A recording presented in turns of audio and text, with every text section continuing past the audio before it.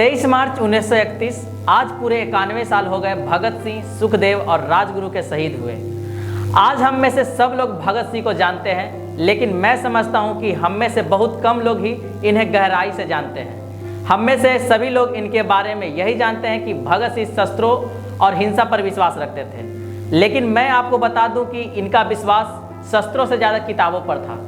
बहुत से लोग आज सोशल मीडिया जैसे फेसबुक, व्हाट्सएप, ट्विटर आदि पर इनकी फ़ोटो पोस्ट कर रहे हैं, लेकिन बहुत कम ऐसे लोग होंगे जो इनकी विचारधाराओं को पोस्ट कर रहे होंगे, क्योंकि किसी ने इनकी विचारधारा को जाना ही नहीं, कभी पढ़ा ही नहीं। लोग इनकी एग्रेसिव छवि को दिखाने का प्रयत्न कर रहे हैं, लेकिन इनकी शांत चेतना को शायद ही कोई दिखाते हैं। आज की वीडियो में हम भगत सिंह को जानेंगे बहुत ही गहराई से।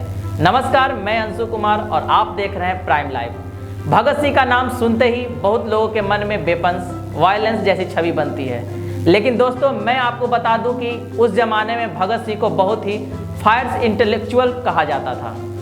वह हमेशा किताबों से घिरे होते थे। द वायर में छपी रिपोर्ट के अनुसार Bhagat Singh was thinking individual, not just a raw nationalist, यानी कि भगत सिंह सिर्फ एक पक्के राष्ट्रवादी नहीं बल्कि एक विचारशील व्यक्ति थे। इसी रिपोर्ट में यह भी कहा गया कि ब्रिटिश कॉलोनी जानबूझकर इनकी छवि को उत्प्रेरक बनाकर हमारे सामने पेश किया, जिसे हम भारतीय बहुत ही आसानी से मान लिए हैं। इनके दोस्त हमेशा कहते थे कि वह जब भी दिखते तो उनके हाथ में कोई न कोई किताब साथ होता था। साथ ही उन्होंने ब्रिटिश, यूरोपियन, अमेरिकन, रशियन भाषा की किताब को विस्तार से पढ़ाई की थी।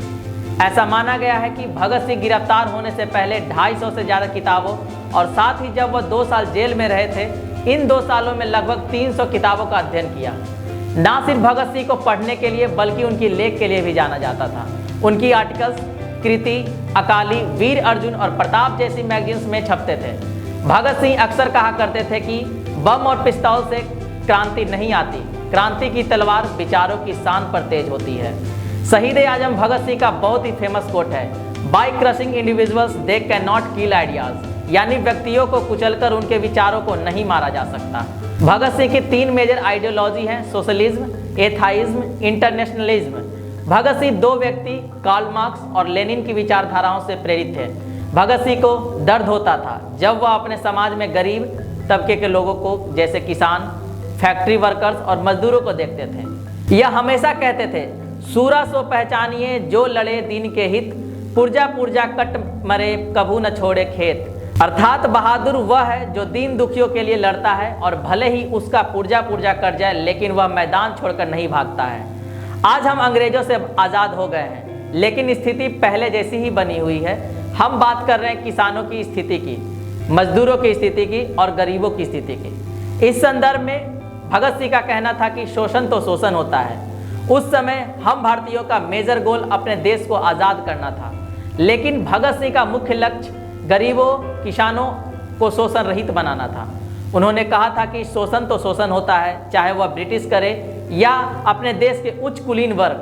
पहले इनकी रिवॉल्यूशनरी पार्टी का नाम HRA यानी हिंदुस्तान रिपब्लिकन एसोसिएशन था। बाद में इन्होंने इसमें सोशलिस्ट वर्ड जोड़कर HSRA यानी हिंदुस्तान सोशलिस्ट रिपब्लिकन एसोसिएशन कर दिया, जिसमें चंद्रशेखर आज़ाद और भगत सिंह शामिल थे। भगत सिंह वसुधैव कुटुंबकम में विश्वास रखते थे।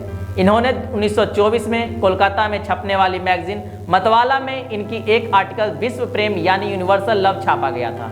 इस आर्टिकल में उन्होंने कहा था कि it is impossible for humanities to describe the greatness of the king of poetry who envisioned the invaluable ideas of वसुधैव कुटुंबकम।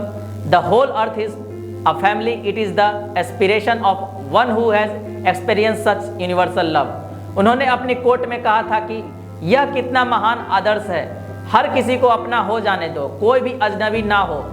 वह कैसा सुंदर समय होगा जब दुनिया से परायेपन का भाव हमेशा के लिए मिट जाएगा। वह दिन जब यह आदर्श स्थापित होगा, उस दिन यह कह सकेंगे कि दुनिया ने अपनी ऊंचाई को छू लिया है। अब बात करते हैं भगत सिंह की एक और मेजर आइडियोलॉजी की, जो है secularism and atheism. Bhagat Singh French secularism idea को मानते थे। वह कहते थे कि सरकार और धर्म के बीच की दूरी हमेशा बनाए रखना चाहिए। इनका एक स्लोगन था, religion must be a personal affairs and it should play no role in the working of the state. उन्होंने कहा था कि धर्म सरकार से अलग होनी चाहिए, क्योंकि धर्म किसी व्यक्ति का अपना पर्सनल सोच होता है। उन्होंने धर्म के बारे में यह भी कहा कि हम भारतीय कर क्या रहे हैं? पीपल की टहनी कट जाती है तो हिंदुओं की धार्मिक भावना आहत हो जाती है। कागज की मूर्ति ताजिया का एक कोना टूट जाता है तो अल्लाह को गुस्सा आ जाता है। इंसान की जानवरों से ज़्यादा अहमियत होनी चाहिए, और फिर भी यहाँ भारत में वे पवित्र जानवरों के नाम पर एक दूसरे का सिर फोड़ देते हैं। भगत सिंह एक नास्तिक व्यक्ति थे, यानी कि वह ना तो किसी धर्म में और ना ही किसी भगवान में विश्वास रखते थे। यह ना तो पुनर्जन्म में और ना ही स्वर्ग नरक में विश्वास रखते थे। जब वह अपने जीवन कुर्बान करने जा रहे थे तो वे जानते थे कि यह मेरा द एंड है, इसके आगे कुछ न होगा। यह सब बात वह अपनी पुस्तक why I am an atheist में लिखे थे।